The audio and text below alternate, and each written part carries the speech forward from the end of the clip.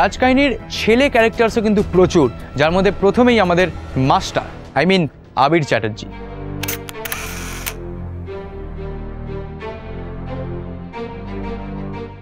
আবিরদার পর সেই wild card এন্ট্রির মতন একজন সারপ্রাইজ এন্ট্রি নিয়েছেন রাজকাহিনীতে।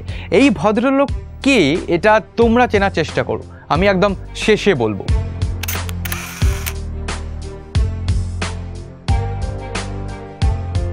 তারপরে যে দুজন আসছেন সেই দুজনকে আমরা নানান রকম চরিত্রে দেখেছি, বিশেষ করে আমাদের অপুদাকে, শাশ্বতদাকে।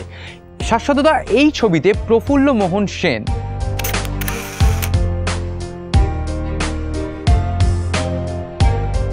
এবং তারপরে এই সেনের একসঙ্গে একটা কানেকশন ধরেই কৌশিক সেনের কাছে যাওয়া যাক, কারণ কৌশিক সেনের এই ছবিতে চরিত্রের নাম একদম অন্য, মোহাম্মদ ইলিয়াস। মোহাম্মদ ইলিয়াসের পর দুই dark brothers, I mean Nigel and Rudranil. নাইজেলের এই ছবিতে চরিত্রের নাম হচ্ছে সেলিম মির্জা, এবং সঙ্গে রুদ্রনীলের চরিত্র বা ছবিটা দেখার আগে তোমরা ভাবছো নিশ্চয়ই খুব ডিফারেন্ট একটা লুক আসবে, বাট রুদ্রনীলকে কোইন্সিডেন্টলি একদম খুব simple and sweet and innocent লাগছে, কারণ ওর ছবিতে ক্যারেক্টারের নামও হচ্ছে সুজন।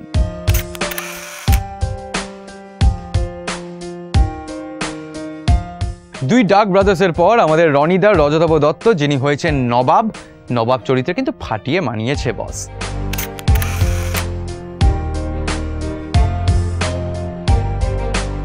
আর তারপর আমাদের শশীকান্ত, তুমিই দেখছি আসরটাকে করবে মাটি। পুলিশ ইন্সপেক্টররা না থাকলে রাজকাহিনী জমবে কি করে? কাঞ্চনদা রয়েছেন একটি পুলিশ ইন্সপেক্টরের ভূমিকায়।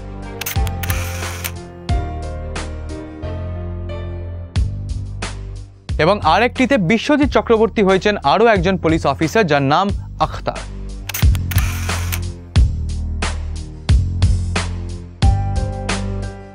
আশা করি তোমরা ভোলোনি সেই ওয়াইল্ড কার্ড এন্ট্রির কথা, যার ছবি দেখিয়ে বলেছিলাম চেনো দেখি।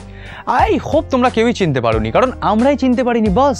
ভদ্রলোক নান আদার দ্যান হি ইজ যিশু সেনগুপ্ত।